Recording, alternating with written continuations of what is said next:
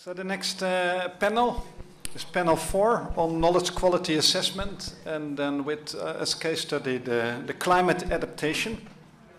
And 3 of the coming presentations are from GPI ERANET funded project Co-CliServe, co-development of place-based climate services for local action, which is a post-normal science inspired project led by Jean-Paul van der Linden in France.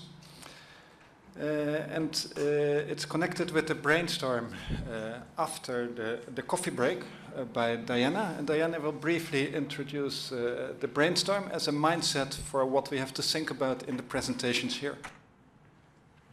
So I wanted to look at these extended peer communities a bit more, and I'm hoping that we can make use of one very special extended peer community more in the future, and that is autonomous citizen science.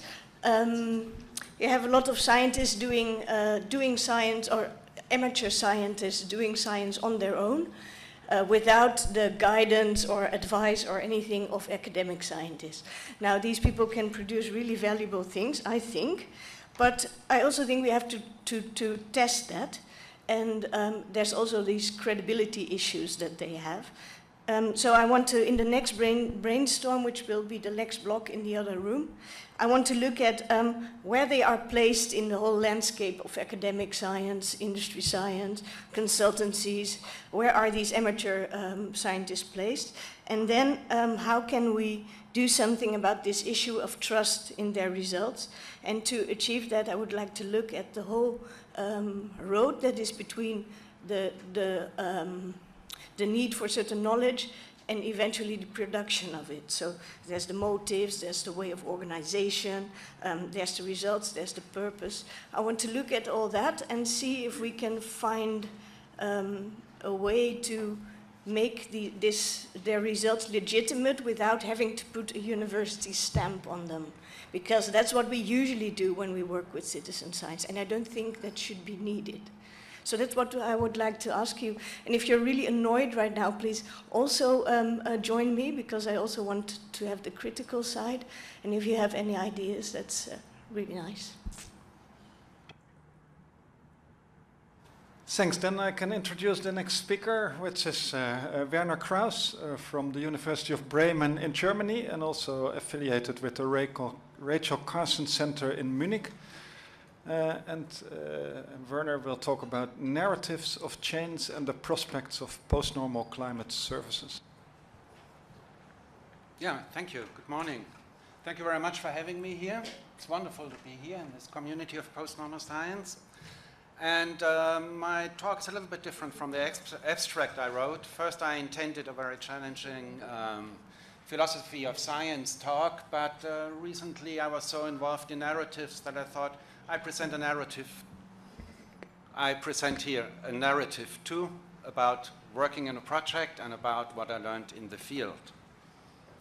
So the next 2 presenters and I are part of a European project, the co-development of place-based climate services for action. It started a year ago, the project, and in this project, narratives play a central role. In 5 different coastal areas in Europe, we take local narratives of change as the starting point for co-developing place-based climate services, whatever that is. Artists and citizen scientists are welcome in our project too, in order to provide their narratives and to extend, to enrich and to alter existing climate change narratives. So in this presentation I will discuss the prospects of climate services through the lens of narratives of change. I argue that the focus on narratives does not only expand the scope. Yeah, you can hear me? Yeah, it's okay. Okay, I will discuss the prospects of climate services through the lens of narratives of change. I argue that the focus on narratives does not only expand the scope of normal climate services, which means providing scientific data for administrative purposes, but that it challenges their epistemological foundation. So about myself, I'm a cultural anthropologist. I'm in charge of the work package Narratives of Change in this project. I was a contributing author to the last IPCC, where I wrote the chapter about climate services. And currently I conduct ethnographic fieldwork at the German North Sea coast with a focus on local perceptions on climate change. So on this basis, I will provide some insights into my current work about the co-development of climate services, or to put it more exactly, I will present my own narrative about my achievements and failures along this way. Not only people tell narratives, scientists, we do too. So I will start with the IPCC. In the logic of the IPCC, narratives serve as operational devices to achieve better climate change management. But in our project, from the beginning, we were critical about this instrumental definition, and we tentatively constructed our own version. New ideas in science often come in strange ways. In our case, butterflies play a prominent role in our own narrative, as you will see in the second part. Butterflies are also good to think with when it comes to discussing the difference between science and literature, where narratives naturally belong. And finally, I will present a field report about a failed attempt of co-development of climate services. Or maybe not failed, I'm not sure about it. Apples play a role again, and butterflies too. In the conclusion, I argue that failure might be a good start for post-normal climate services. So what are climate services? The definition of climate services in the IPCC in the official part is as following. I did not write this definition. It was written by the lead authors, and it differs from the long version. So the official one for the policymakers is, climate services aim to make knowledge about climate accessible to a wide range of decision makers. In doing so, they have to consider information supply, competing sources of knowledge, and user demand. Knowledge transfer is a negotiated process that takes a variety of cultural values, orientations, and alternative forms of knowledge into account. Medium evidence, high agreement. I never found out where those comments come from. Medium evidence. It is interesting to look at the language and the economic terminology used. Decision makers, or like supply, competition, demand, transfer, negotiation, etc. And there's the term service, familiar from bank service, transport service, or other industries. According to the Merriam-Webster dictionary, service means on the one hand to serve someone, and on the other it means a form followed in worship or in a religious ceremony, like a Sunday service in church. And this is exactly what climate services do. They provide a service in delivering scientific information, and they do so in following the form and language of the free market. In the age of neoliberalism, service teams are often outsourced from industries, and they create own markets in consumer societies. Climate services are a typical example for this kind of service and for the neoliberalization of science. But there's also a crack in this positivist definition, and the inclusion of narratives is a good example. Through narratives, other disciplines, other terminologies, and other forms of knowledge about climate and its changes come into play. In our project, we ask, what happens to our understanding of climate change management once local narratives come in? People do not live in average climate or temperature. They live in weather worlds with its generational, seasonal, and daily changes. In any case, climate services meet a post-normal situation. New actors join the communication and challenge the sole authority of science and its politics. So in our project, we ask ourselves from the beginning what a difference narratives will make, and we have a continuous debate about this.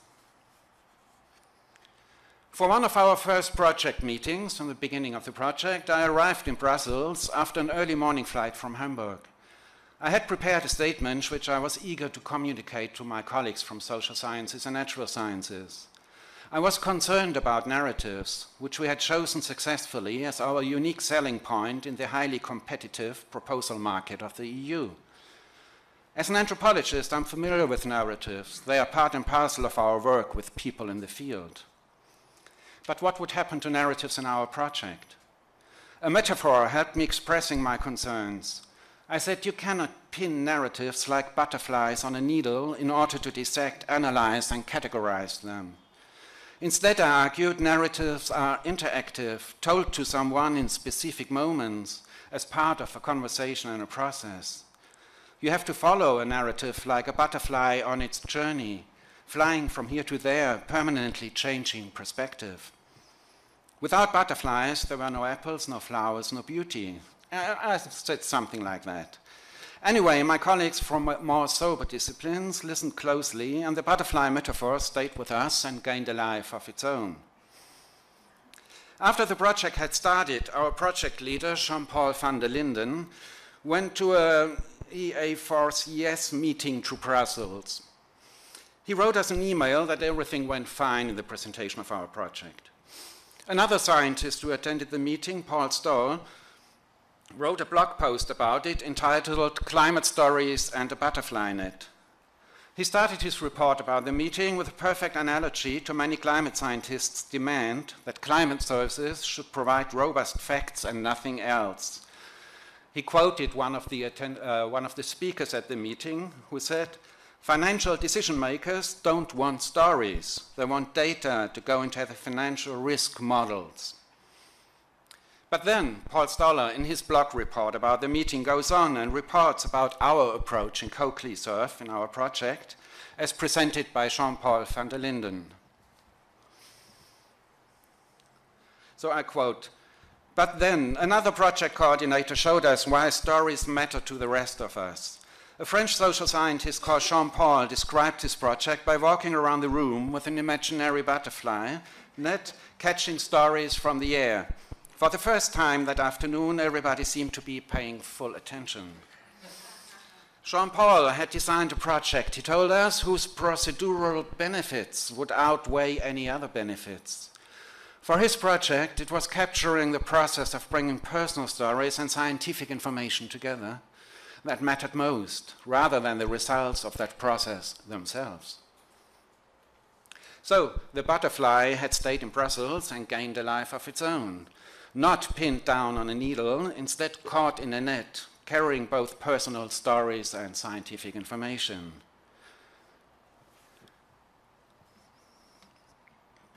As an online Christmas card, I sent this photo to my colleagues displaying the writer Nabokov and his wife, which I had found on the internet.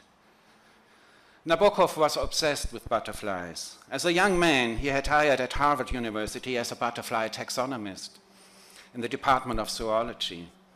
Throughout his life, he was an avid butterfly collector. He strictly separated science and literature, even though butterflies are prominent in all of his books. So this is the science of butterflies. And in literature, look here, for example, in Lolita, a quote from Lolita. "Did I ever mention that her arm bore the aid of vaccination? That I loved her hopelessly? That she was only 14? An inquisitive butterfly passed, dipping between us." Here, the butterfly is more than a scientific fact to be classified. His books are full of those butterflies. In Harvard, there's a new collection of butterflies now, each one named after the location where it appears in the novel. But every taxonomy is poetic, in different but related narratives in science or in literature. Today, butterflies are part of what our colleague Jeroen van der Sluijs labels Insectageddon. Insecticides and herbicides, often sprayed prophylactically, massively contribute to the disappearance of bees, butterflies, and other insects. Which brings me to the last part of my presentation, following the material semiotic flight of the butterfly. It is about my first and somehow failed attempt to apply local narratives for the co-development of climate services. So my field report. My first encounter in the field was by accident. I was driving my car through the marshes along the dike at the German North Sea coast when I discovered a sign on the road which pointed to an old farmhouse, Umweltstation Iffens. Umweltstation means environmental station. Iffens is the name of a village. This sounded interesting. I knocked at the door, and a man in his 60s or so, with long grey hair, rubber boots, and a working man's outfit, opened the door. He welcomed me and gave me a tour through the Umweltstation, which turned out to be a living place for a community of 6 or 8 people, which existed for 40 years. The station offers various workshops, and it is an environmental center. I was delighted. Here I had found everything I needed for the project, co-development of climate services. I had a local group of engaged people and citizen scientists, even artists among them. Heaven for my project. Co-development of climate service so close. This was the perfect place. I carefully explained our project, which my host was curious to hear about. My explanation did not work that well. Have you ever tried to explain what co-development of climate services for action means? Just try. It is not easy. Anyway, he was very friendly to me and served tea, and he showed me the house. The recent winter storm had torn a hole in the roof and water dropped into a bucket. I asked for another meeting, having in mind to make an interview. Again, we met in the kitchen, which also served as a living room, I guess. There were two other members of the community, a man and a woman, both in their 60s, and two young people, interns, who lived there for a year. Again, I presented our project and asked what they think about climate change, eager to make them my partners. To my surprise, none of them actually considered this a good idea. They did not really buy into climate change. I could hardly believe that. We are in Germany. I tried to sell my project and asked, are you not afraid of climate change? Here, close to the dike and living beneath sea level? No, they were not. For a simple reason, as they explained. Climate change means nothing and everything. It is sold by the same people who previously wanted to talk them into nuclear energy, agents of growth and neoliberalism. But they are concerned about community and the environment, which they shape and inhabit. You know, Werner, my informant said, I'm sure you will do a good job in your project with your climate change. I read your website, you publish a lot, you will write something clever about it. But we cannot participate in this. What should we do? How should we integrate the wider community in the landscape? And he told me about his Apple project, and he told me about, hey, come on. What happened?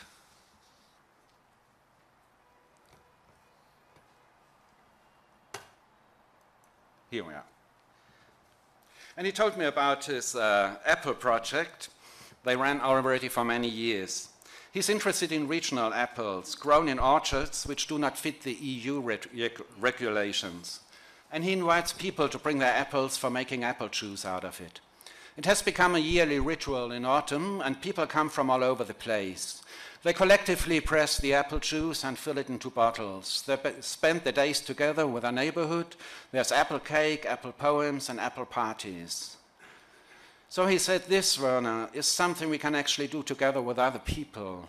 It's shaping our environment. But climate service, what kind of action could we start? And he added, climate change is something for science and administration. It is about bureaucracy, about governance, not about people and their environment. Apples are the taste of belonging. Apples are the taste of taking care. So keeping apple orchards, old heritage species, is one answer to the insectageddon, as described by our colleague Jeroen. Butterflies like apple orchards, and people like apples and butterflies. So, conclusion, this is difficult. During the course of my fieldwork, I interviewed scientists and administrations for coastal protection, municipal climate managers, and managers for renewable energies. These climate services are tailor-made for the administration of climate change in a neoliberal society. Education about carbon footprint individualizes the problem, while large-scale industrial CO2 emitters are hardly addressed. The normal science-based climate narrative is limited in its capacity for change. The history of place-based environmentalism still might teach us here a lesson. So what to do? I still have till 2 years left in my project. Currently, I think post-normal climate services will be about climate-friendly, earth and community-bound and non-fascist landscapes. Non-fascist, we are in Germany, and it's about blood and soil. And I guess we have to make a list what it takes to create such landscapes. Thank you.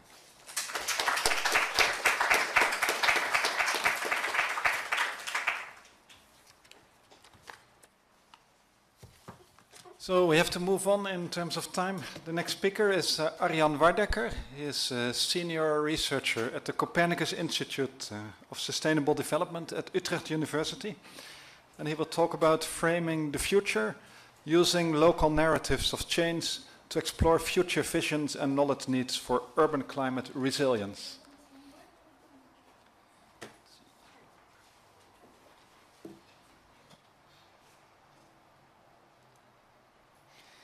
Yes, thank you, Jeroen. In addition to Utrecht University, I'm also a visiting researcher at SVT at the University of Bergen. That you, of all people, would forget to mention that.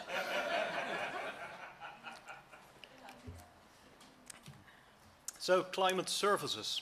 I looked up the official definition of the World Meteorological Organization. So, climate services is about providing climate information that assists decision makers and users. But if you look at the language that they actually use to describe it, it's a lot about data, about databases, about the science. And then only after you read through half a page of text, you come to, well, there's also other things that could be climate services, like risk analysis, mapping, and yes, oh yeah, it should of course be looking at affected entities like agriculture, populations that are at risk, etc. But it tends to be a very top-down way of looking at climate services that reasons mostly from what's available rather than what people need. And I don't know, maybe people can use this type of information, but it's not necessarily, it's not guaranteed that they do. I mean, it's like if your car broke down on the road and you lost a wheel, and you go to a group of people that's available and that's approaching you with, hey, we have a wheel. It's a bicycle wheel, but hopefully it helps. So in CodeLeSurf, we're trying to turn this around and not reason from the climate knowledge and the climate services that are available, but from what's actually going on in different locations. What's happening on the ground, who is affected by climate and weather and water, and reason from there towards potential ideas that I might have about how this region might develop into the future, desires that I may have for this area, and in turn what kind of information they might need, what kind of services they might need that actually would serve their needs. So I'm leading work package 2 on scenario design. And a classic way of looking at scenarios, and policymakers are very familiar with this approach, is to put down a point at the map in the distant future, like 2050. Where do we want to go? And then there's maybe different visions of what to do, and you develop a nice action plan of how you are going to implement your policies over the next 50 years to reach those goals. This is a different form of looking at scenarios than environmental scenarios, which are more about what's happening that I can't control, that's happening to me. This is about what are we going to do to get to the desired future that we would wish for. But this is, does not necessarily tell you that much about what kind of information you might need when. So it tells you a little bit about strategic aspects of climate adaptation, but not necessarily about things that the local communities might be interested in, also in the more short term. So in CodeLeSurf, we're looking at so-called incremental scenarios. So you still take this idea of where do you want to go, this future vision, but you also embed it in where did we come from, what is our historical embeddedness, so why are we doing the things we do the way we do them right now. And in getting towards this future vision, you still develop some ideas of where you might want to go and how you might want to get there. But along the road, things might go wrong. So something might happen. The ice at the poles might start to melt faster than you originally expected, and sea level rise might go a bit faster than you expected, which could give you a problem if you didn't take that into account, and you would need information about that maybe. And there might also be points in time where you have an opportunity to develop the area in such a way that it is highly climate adaptive. but it might also be a point in time where things could go wrong. For instance, in 10 years' time, the sewer system might need to be redeveloped. And you could either put in a sewer system that can cope with changes and surprises in climate change as well, or you could put in a system that's not good enough, and you might have to live with the consequences for the next 10, 20, 30 years. So we call these hinge points or branching points. Those are the nice lightning strikes. These are points in time where things might go into a direction that's either very good for you or very bad for you. And the big question is, well, what do we need to know when to get to these desired futures? And our theory is that these hinge points, so these critical moments, might offer us clues on where to what type of information you would need to know when.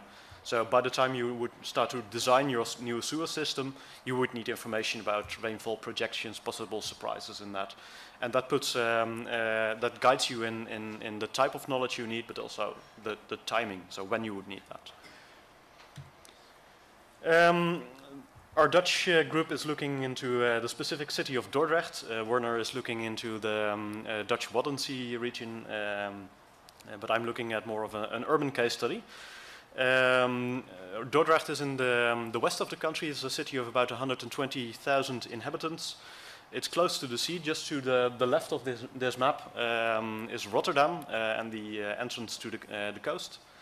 And the city is completely surrounded by rivers. So there's rivers to the north, to the south, and all sides are surrounded.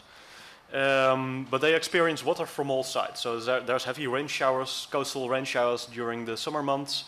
There's a river from the water from the rivers that reaches us from Germany, but also the sea, and it's the soil of Dordrecht is mostly clay.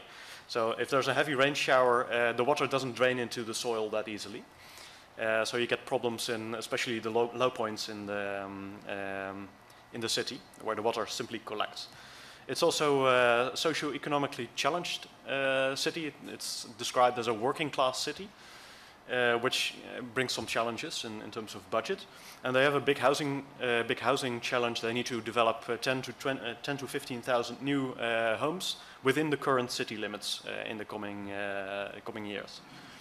And we're looking at a specific neighborhood of the Vogelbuurt, which is a neighborhood with a lot of social housing that will be redeveloped in the coming years. So this is both a challenge in terms of the type of audience that we're looking at, but also an opportunity that we can work with these people to redevelop their neighborhood. And specifically, we're looking at differences in narratives between the authorities and the citizens in the city. So some shared narratives.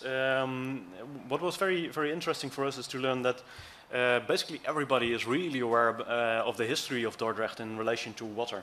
And water has defined the city. It is currently described as an island, so it's surrounded by rivers.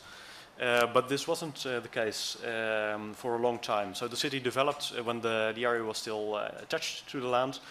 And this gave the city quite an advantage. All the ships had to pass the city, and they could tax all of these ships sailing by. They had to store the goods in the city for a while, which helped Dordrecht become a very prosperous city as well.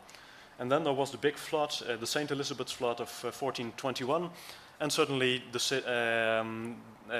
large parts of the area flooded, and the area was an island, and ships could now sail around the city. And this idea of these reoccurring big floods, these big emergencies, is also very well embedded in the cultural memory of the city. There's floodstones everywhere, plaques with photos showing historical floods. It's ingrained in the institutions of the region, different agencies managing water and dealing with water and urban development. But also this idea of we are an island as Dordrecht. And everybody we talk to had this notion that we are islanders. Yeah, this was a real case of identity. Of course, there's also big differences in how people experience climate change. Everybody was aware of climate change, even the citizens, and these are the people we talked to were not the typical white, well-educated people. They were unemployed people from challenging neighborhoods, but they all were aware of climate change. but there were some big differences in how they described that. So the authorities, that's the left column, narrated about climate change and climate action more in a strategic manner, about vulnerability to climate change risks, about strategic adaptation for climate extremes like heavy precipitation. Whereas the citizens are much more motivated by observations. So they see the water levels change and they want to do some practical action. And not only about dealing with water, but also combining that with mitigation efforts, so reducing greenhouse gas emissions. So it's a much more practice-based narrative. Well, these narratives, they already provided us with quite a bit of information about climate change impacts that they see, about desires for options that they might or might not like. But within these narratives there's also quite a bit of information about the different mental models that people have about climate change, about uncertainty. So there's the obvious one about ranges in local climate impacts, but also about well, how well are our reactions going to perform under these climatic changes that might happen? And can we cope with extreme events? But also in demography. The issue for the municipality that rich citizens might not want to live in a city that's so stressed by water. And having these rich people in the neighborhood brings in budget for the city. The property taxes are much higher, so the fact that they don't want to live there also has consequences for how much money they have available for climate adaptation. And there were also some nice stories about surprise scenarios, like these big floods, and citizens expected a reoccurrence of these St. Elizabeth's floods and the floods from the 50s sooner rather than later. But also about population movement. So what if people suddenly decide that Dordrecht is not prepared enough and leave, and especially the richer population. So this has consequences for the types of visions you might want to develop. What we realized was that there was a huge amount of shared narrative between the citizens and the authorities. This was something we didn't expect. But this is very, very practical because it means that we can develop towards a shared future vision, or at least an overarching vision of this resilient island. And there's value in both types of narratives, this idea of these long-term strategic narratives of the authorities versus the more practice-based, no-nonsense narratives of the citizens. And you might be able to combine different elements from that to reflect on different aspects of this idea of a resilient future island. And you basically need ideas from both groups of these people in Dordrecht to come up with a meaningful solution for the future. So, in conclusion, these narratives really help us look at how we might frame the future and how we might frame knowledge needs. What's going on? What is the problem? And what are the causes and desires that people see for the future?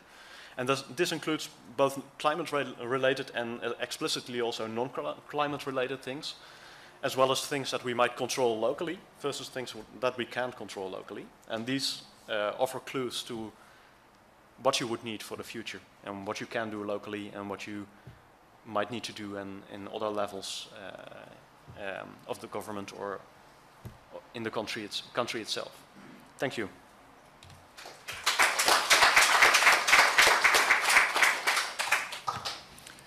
Yes, thanks for staying well within the time limit. So we move to the next speaker, which is Dr. Sam Grainger.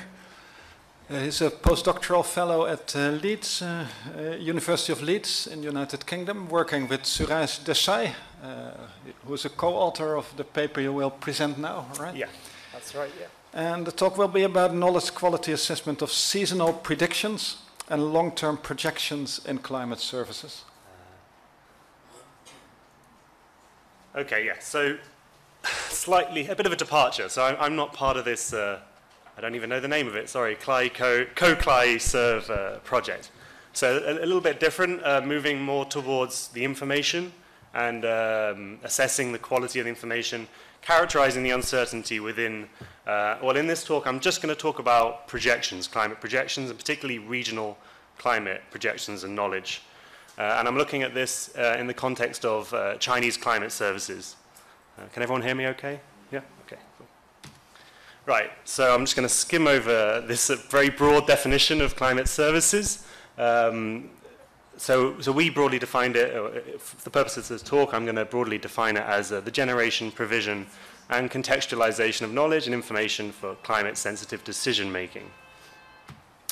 And we argue that it's a classic example of a post-normal context, as it satisfies all four criteria around uncertainty, values, and a decision context that have high stakes and are more or less urgent. So that's actually Krauß's quote there.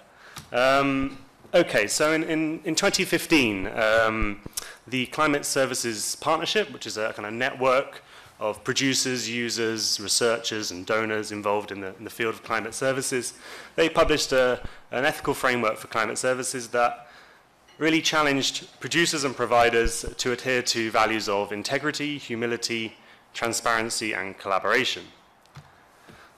They suggested for climate services to be successful, you need trust between communities working in this field, and the information conveyed and exchanged in these interfaces, these platforms, to be viewed as credible by the users of that information, and for the users to be sufficiently confident in the value of that information to use it in their decision context.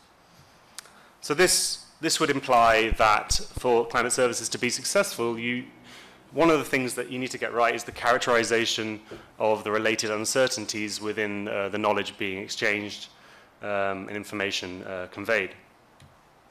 Okay, so traditionally, characterization of regional climate projection uncertainty has focused on effectively using more models, using model ensembles, combining models, showing the model spread, weighting simulations in their ability to capture current climate, and to increase resolution of the models. And that works from a purely kind of normal science, with the normal science hat on. However, when it's introduced to a societal context, like a climate services context, it has its limitations, as this type of knowledge tends to give the outputs from these type of studies gives an illusion of precision that just isn't there, and higher confidence that isn't there. It obscures underlying ignorance within a lot of these models, contested knowledge, and inherent subjectivity within the production of these model outputs. Also, when you input these climate projections into something like an impact model at the regional or local scale, you end up with lots and lots of permutations as information passes through the different stages, and a wider and wider envelope or range of uncertainty. We argue that climate services requires a post-normal, reflexive, inclusive, and transparent approach to characterizing knowledge quality. And this study aimed to responsibly characterize the quality of knowledge about future regional climate in a Chinese context. And the approach we took was to use to collect data from individual structured expert elicitations, and for our elicitation design to be, our subsequent data analysis to be guided by an adapted NUSAP framework. Standing, for those who don't know, NUSAP stands for Numeral Unit Spread Assessment and Pedigree. Okay, so again, if you're not so familiar with expert elicitation, it encompasses a range of approaches that seeks to make explicit subjective expert judgments on various uncertain subject matter, for example, climate change in this case, and has great potential, we think, to generate useful insights if it is done with care, so with careful consideration of obviously the experts involved and how you select those experts, what that's based on. Awareness of bias during the procedure, potential bias, and a trialed and tested protocol that you can test on similar experts to get feedback on, to make sure you're on the right track and you're asking the right questions. So that needs to be iteratively developed. Okay, and I won't go into too much detail about this, considering I've got Jeroen next to me here. Just to say that, yeah, this framework, this NUSAP framework, tries to qualify uncertain quantities by using 5 different qualifiers, So numeral unit spread is really dealing with the quantitative element of the judgments, in this case, that we are eliciting, and things like PDFs and uncertainty ranges. And the assessment and pedigree part is more qualitative around the expert confidence and the production process, the availability and the quality of the evidence that feeds into the judgment that they are making. Very quickly around the context, I'm not going to dwell too much on China and then why we're working in China, but just to say that for this particular, these elicitations looking at climate projections, we focused on the Yangtze River Delta, so regional climate change in this region, home to 150 million people, so clearly a lot of people that will be affected by climate change potentially. They are already experiencing more intense and frequent extreme weather, things like typhoons and heat waves. It's a region of the world, I think, was hinted at yesterday in some of the talks, that there's a lot of model disagreement around particularly precipitation change in this region. A lot of disagreement amongst models and a lot of ignorance, a lot of uncertainty around monsoon processes and circulation in this part of the world. And clearly, a lot of decision makers in this region that could potentially benefit from more responsible uncertainty characterization and scientific insights.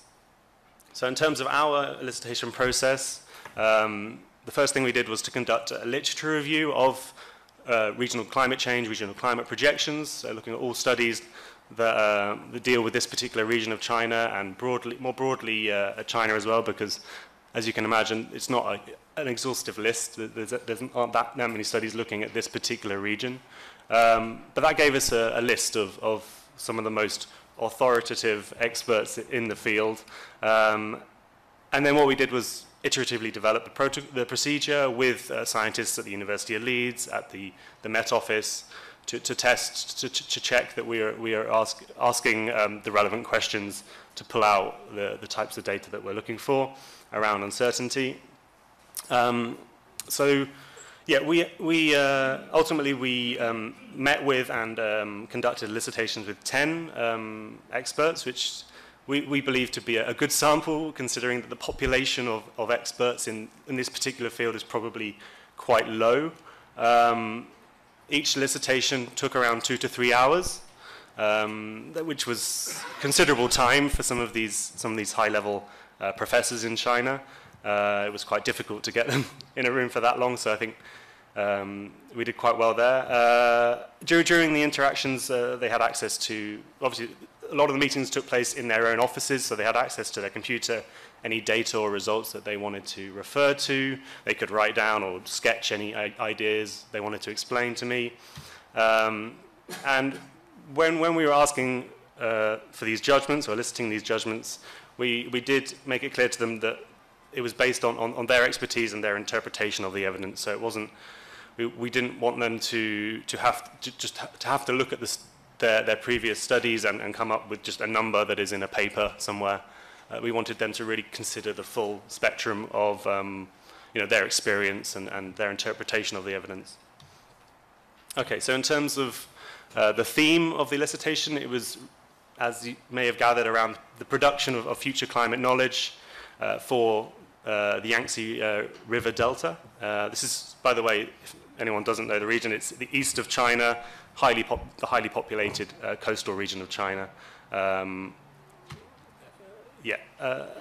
so one of the main themes that we were talking about and discussing in these elicitations was around the sources of uncertainty. So where does the uncertainty within these projections, where does it come from? So we'd ask questions like, what are the key sources or contributors to uncertainty when trying to estimate long-term change? Could be precipitation, temperature. For the 2040s, we were also looking further into the future. And we asked them to rank these sources and give a percentage contribution. Secondly, estimates of future climate change in the region. So we challenged them to construct a box and whisker plot to represent future changes in precipitation for a given decadal period. We were looking at 30-year means, by the way, compared to a current baseline. Okay, so when it came to the sources of uncertainty, kind of unsurprisingly, a lot of the scientists came up with very similar sources that are within the scientific literature. So first of all, natural variability was one source that came up quite a lot. That's internal variability within the climate system. Model-related uncertainties around limitations and weaknesses in the model, errors and biases, for example. And thirdly, uncertainties related to external forcings on the climate, things like greenhouse gases, volcanoes, solar activity, uncertainty in the future around that, and our understanding of those processes.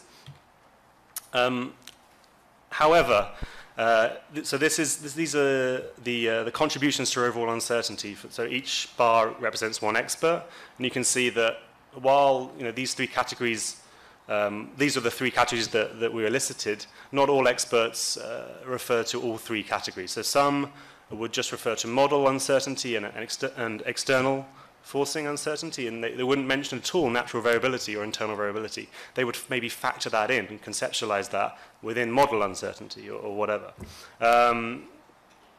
Some didn't even mention the model uncertainty. They would factor that into natural variability or external forcing uncertainty. So that's quite interesting. But as you can see, a huge diversity of opinion when it comes to the sources of uncertainty in these projections. Okay, so very quickly, when it came to the box plots, the estimates of future climate change, temperature, quite a lot of agreement that there'll be an increase in temperature in this region. However, with precipitation, the ranges varied substantially. Now, this graph shows you, so each box plot represents one judgment from one expert. So there are 6 experts who are able to, 6 out of the 10 experts are actually able to give estimates. And as you can see, a huge range in uncertainty from as much as 100%, this is in percentage terms compared to a current baseline, as much as 100% to as little as 8% in one particular case for one expert. So you can see clearly huge differences of judgment for experts, supposedly dealing with the same level of expertise. Okay, so the more qualitative part, maybe this is the, okay, I've only got 2 minutes to do this, so this is maybe the more interesting part from a post-normal perspective. How did they justify their judgments? So what did they consider when giving their judgment?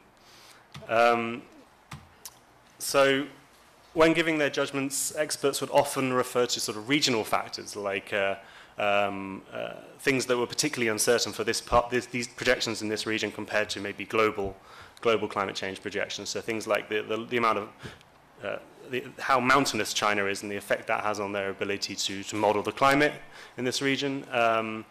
Clearly that's not going to change in the future. But land use change in China is, and this part of China is urbanizing rapidly. It's already very urban, has cities like Shanghai and Hangzhou and other big cities, but it's going to grow even more. And also in China, particularly in Western China, there are very few observations. So that is contributing to that. When they talk about contribution from model uncertainty, I think they are considering the amount of observations that we currently have, and that results in them maybe giving more emphasis to model uncertainty. A lot of experts would refer to model disagreement, as I have hinted at, and the ignorance related to monsoon precipitation. Many would refer to particular studies or models that they maybe are working on and are in the development, during the development phase, were working on and had quite a lot of experience with, and therefore they would have more, maybe give those model results more legitimacy. And so that was something that played into the judgments they were making.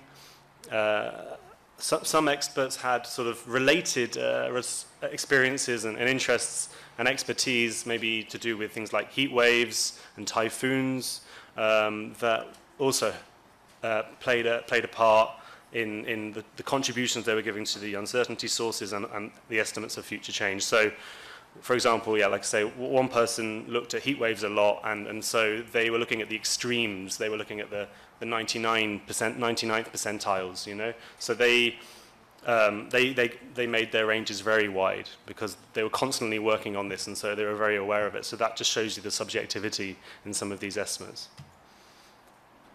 In terms of constraints, 2 to 3 hours, it's a lot. Seems like a lot of time, but actually, for them to really elaborate on why they were giving their judgments, it wasn't sufficient. Probably could have done with more time, but of course, that's always difficult given the kind of power imbalance sometimes when you're dealing with high-level academics and professors in other countries.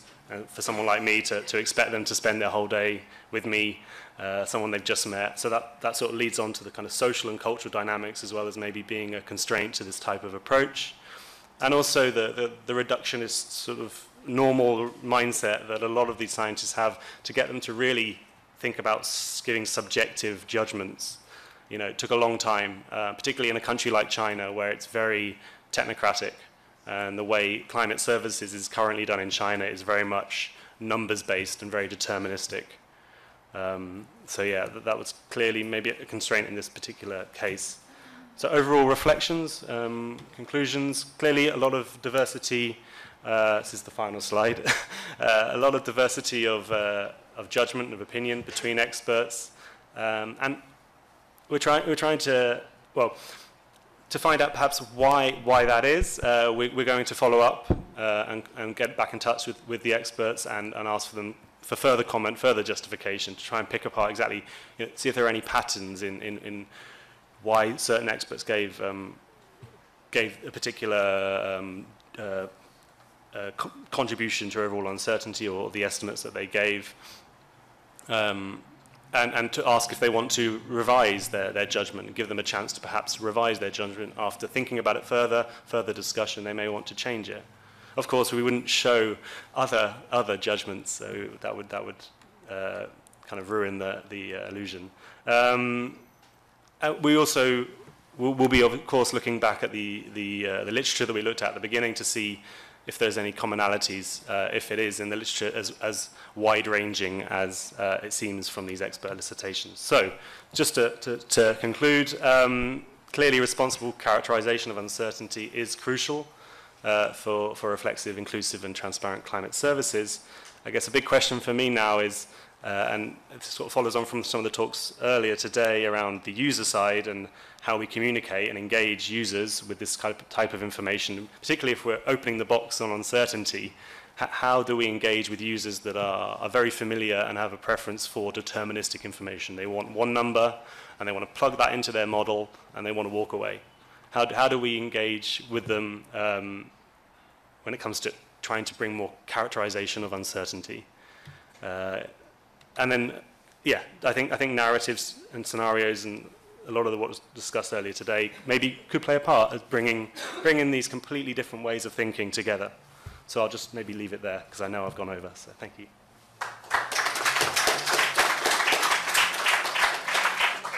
Thanks. So then we move to the next speaker, which is Dr. Scott Bremer from the University of Bergen, a Center for the Studies of the Sciences and the Humanities. And Scott recently won an ERC grant, a starter grant.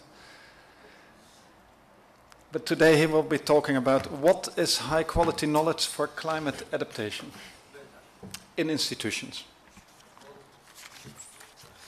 Thanks, Jeroen. So today I would like to not take too much time. I know you've been sitting for so long this morning. I would like to use postnormal science as a motivation for an early inquiry into knowledge quality for climate adaptation more broadly. I mean, my research, the research I'll present today, because you see this little red poppy here, means that it is part of the CoCliServe project, but I like to think a little bit wider than climate services alone and look at all different types of knowledge that might be useful for climate adaptation and what would be good knowledge in that respect. Relative to the theme of this conference, I'd like to think of, as postnormal science as a movement for making futures, insofar as, I think of climate adaptation as a way of remaking futures in institutions, and I would like to focus on institutions in my talk today. It wasn't in the original abstract, but I added it in some brackets. And I think that postnormal science is a really interesting conceptual program for helping us to diagnose the challenges to mobilizing high quality knowledge within an institution, and equally then suggest different criteria for appraising this knowledge quality. And when I think about adaptation, I know this is not a totally, although we've had some really nice climate talks this morning to set the scene, but I'm thinking of climate adaptation in the most non-controversial IPCC form as a process of adjustment to actual or expected climate and its effects. And in human systems, it seeks to moderate or avoid harm or exploit beneficial opportunities like opening up shipping routes in the Arctic, for example. This is very early conceptual work, which is why I thought it was a nice place to present it, because I would really like your concepts, your comments. A bit like Martin yesterday, I have some niggling concerns that I think would be really nice to put to you. So I am setting my talk in institutions. I'm going to use institutions as the prescriptions that humans use to organize all forms of repetitive and structured interactions. It's an Elinor Ostrom definition, but it shares some of the common features with a lot of other definitions. And here, when I'm thinking about institutions, I'm thinking about them as a three-tiered structure. Again, this bubbles up in a lot of different institutional literature, and somewhere hidden at the bottom in the foundations is a culture. It's often unreflected on, it's taken for granted, it's cognitive scripts or moral templates that we don't question, that they just kind of stay there sitting underneath. And on those are built rules and structures and processes and policies and norms, and then of course within those norms and rules and interaction, we interact, people interact. And I'm going to use the example of a school as an institution. I was thinking of institutions that are close to my house, and there's a retirement home, and there's a school. And I thought, well, I think I'll focus on the school. So I'm going to go through now 8 challenges that I've been initially kind of reflecting on over the past couple of years, 3 or 4 years, of certain particular challenges to we could say epistemological challenges perhaps, to having some kind of knowledge that can help us adapt to a rapidly changing climate and associated rapidly changing natural and social orders. Because I don't want to, like Andrea said this morning, I don't want to see climate in isolation. I think it's connected to so many other rapid changes that we're living with in the places where we live. And that these put competing demands on what high quality knowledge might look like. So I'm going to go through these 8 challenges now. So first of all, an institution is situated in time and space. Climate adaptation demands that we look at climate as quite specific. I was having a nice discussion last night about how a lot of climate scientists don't think there's any weather in climate. Now climate is defined as global systems of heat transfer and air circulation.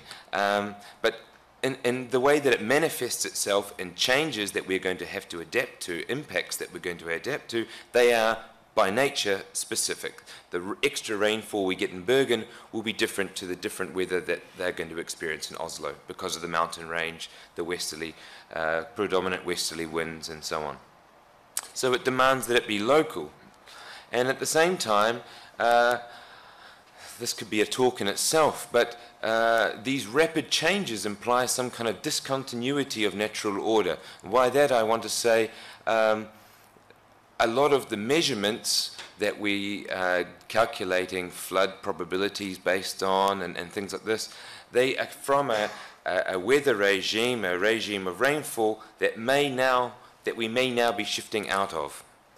We may be leaving behind certain norms, natural normals that we lived with, and we may be shifting into new regimes that are beyond our experience, and then of course make it very difficult to predict because again, it's a new regime that we don't know. So it kind of means living with what we have now. It means it means measuring and relearning this natural order year by year, I think. This is one kind of demand. And if I look to our local school, then they have weather stations on the roof, and they use these weather measurements in their classes. So they are relearning the weather of that place, talking about it, the rainfall in this small little valley just near Bergen.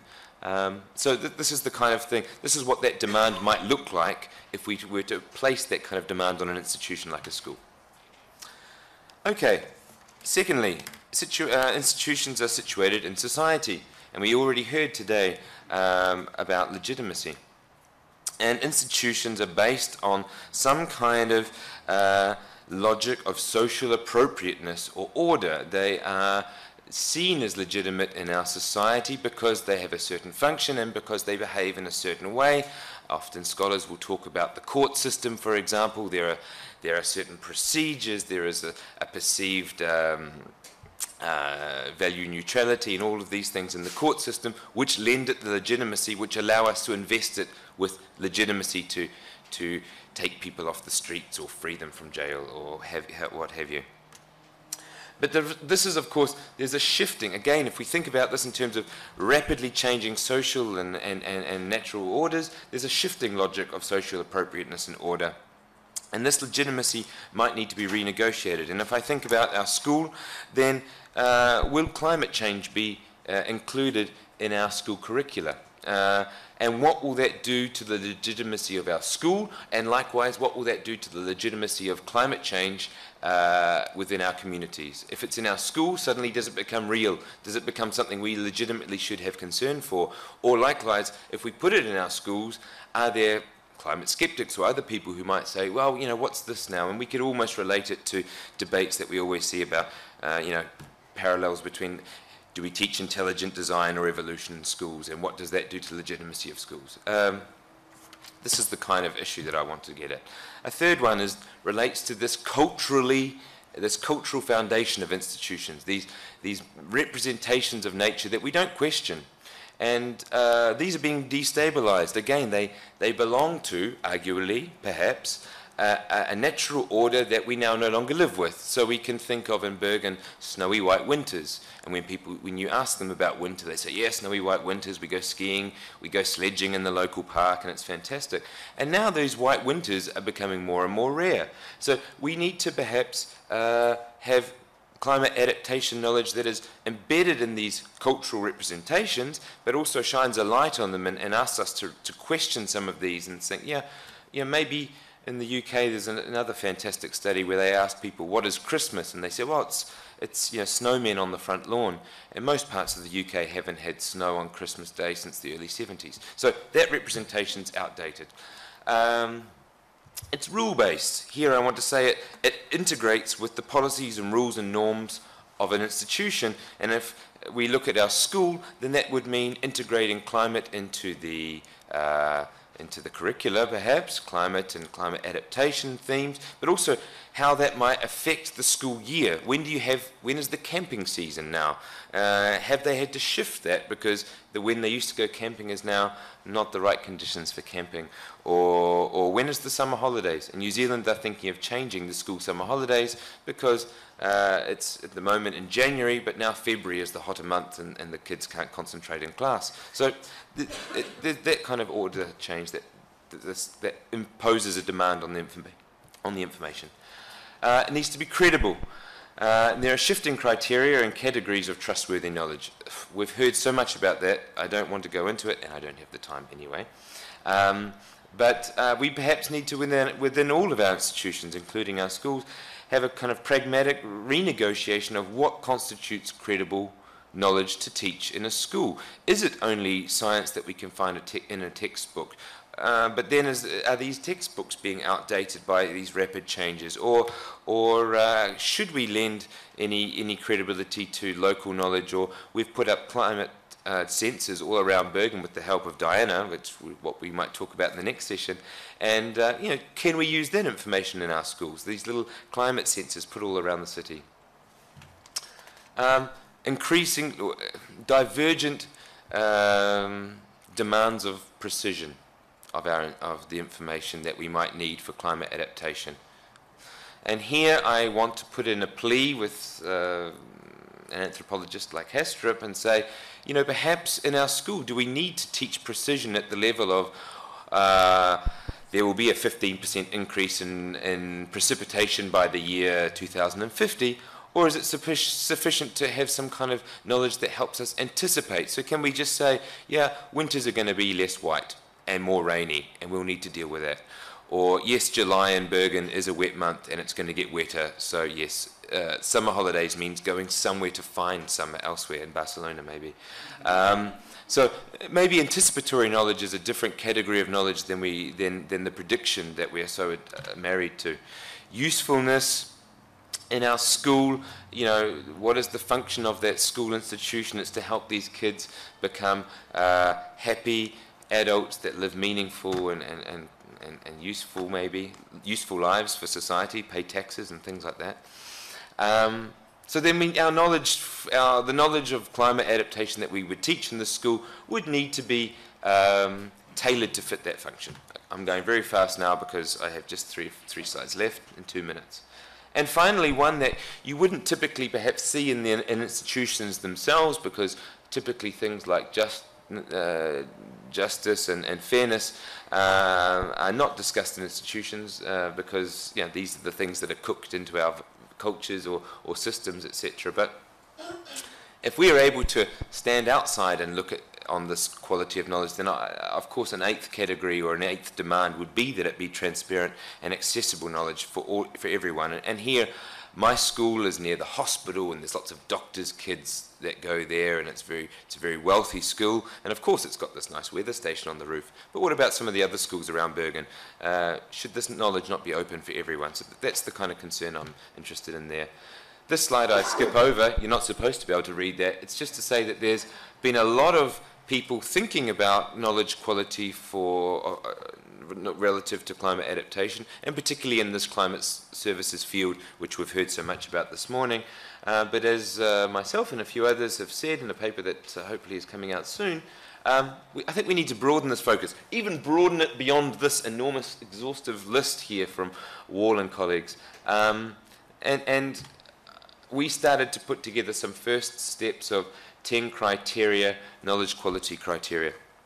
I won't have time to go through all of these, but actually there's maybe no call to, because there are some very well-used criteria here that people have been using for a long time, since the 80s. As Jeroen and I sat down and kind of developed these criteria, we were thinking, yeah, this is a lot of the same. And I guess my 2 questions for you that I will leave with you is, are there some alternatives? And particularly, are these shifting criteria and categories of trustworthy knowledge that maybe we're living through with these rapidly changing social orders and so on, and post-truth society and so on, are they forcing us to rethink knowledge quality criteria? And, you know, maybe are there some of these criteria here which are outdated, or are they still just as important as they were 20 years, 30 years ago?